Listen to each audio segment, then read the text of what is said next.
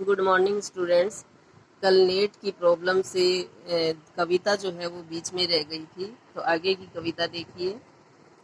कवि श्रीधर पाठक इसमें बता रहे हैं कि जो सुंदर प्रकृति रूपी नायिका है उसके तिलक के रूप में हमारा भारत देश जो है वो सुशोभित हो रहा है। ये किस प्रकार सुशोभित हो रहा है? हमारा ये भारत देश उसी प्रकार सुशोभित हो रहा है जिस प्रकार ज्यों निशी का राकेश, निशी का मतलब रात्रि की, जिस प्रकार रात्रि की शोभा को बढ़ाने वाला जो चंद्रमा है वो रात्रि की शोभा को बढ़ाता है, रात्रि को अपनी प्रभा से, अपनी कांति से युक्त कर देता है। उसी प्रकार हमारा भारत देश भी इस प्रकृति की शोभा को बढ़ा रहा है।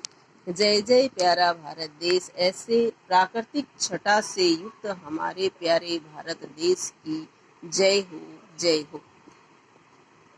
जय जय शुभ्र हिमालय श्रृंगा। और आगे कवि कह रहे हैं कि बर्फ के कारण शुभ्र श्वेत स्वच्छ हमारा जो हिमालय है, हिमाचल का मतलब हिमालय पर्वत है, हिमालय चोटी है, उस शुभ्र हिमालय की, उस स्वच्छ हिमालय की जो कि भारत देश की उत्तर दिशा में एक प्रहरी के समान सुशोभित है, ऐसे उस हिमालय की, ऐसे उस सुंदर हिमालय की जय हो, जय हो।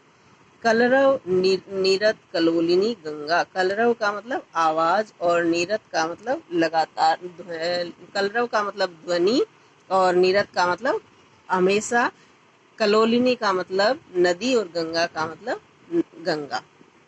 आगे कवि कह रहे हैं कि हमेशा मधुर ध्वनि करती हुई जो गंगा नदी है, पवित्र गंगा नदी है, उस गंगा नदी की भी जय हो। भानु प्रताप चमत्कृत अंगा। भानु प्रताप, भानु का मतलब सूर्य और प्रताप का मतलब तेज, और चमत्कृत का मतलब जिसको चमकाने वाला है, अंग का मतलब, अंगा का मतलब अंग। कवि कह रहे हैं कि सूर्य के तेज से जिसके अंग हमेशा चमकते रहते हैं, ऐसे चमत्कृत अंगों वाले उस भारत देश जो तेज से भरा हुआ है, तेज का पुंज है, तेज की राशि है, और अनेक तपस्वियों के तपस्या करने के कारण तपस्वियों से भरा हुआ जो देश है, ऐसे इस सुंदर प्यारे भारत देश की जय हो, जय हो। कह रहे हैं जग में कोटि कोटि युग जीवे। और ऐसे प्राकृतिक सुंदरता से युक्त, प्राकृतिक छटा से युक्त हमारा भारत देश इस संसार में करोड़ों करोड़ों युगों तक अपने नाम को बनाए रखे, अपने अस्तित्व को बनाए रखे। जीवन सुलभ अमीरस पीवे। आगे कवि कह रहे हैं कि जीवन को सुलभ मतलब आसानी से प्राप्त होने वाले, अमीरस का मतलब अमृत होता है, और पीवे का मतलब पीना। कवि कह रहे हैं कि इस भारत देश में हम सभी भारतीय अपने जीवन को आसानी से व्यतीत कर सके, इस प्रकार के संसाधन इस भारत देश में निरंतर हमेशा बने रहें।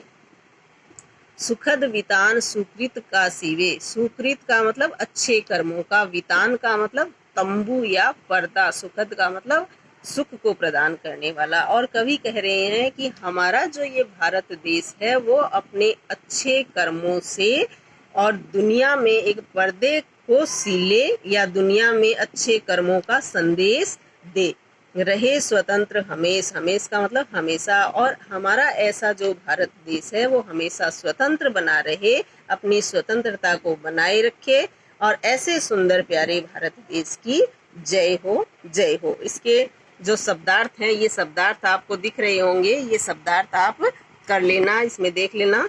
और इसके थोड़े से प्रश्न हैं, ओरल मौखिक प्रश्न दे रखे हैं, वो देखो।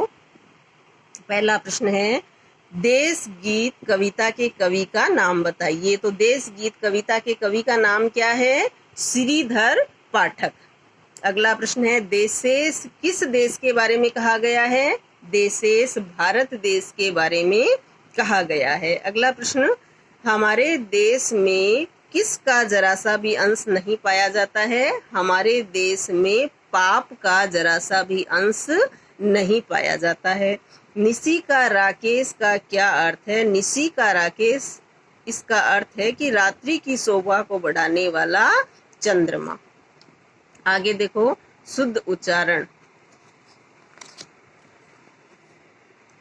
शोभित, मुकुट, सौभाग्य, सुदेश, पुण्य, संभव, स्वर्गिक, कलरव, कलोलिनी, सुलभ, सुकृत।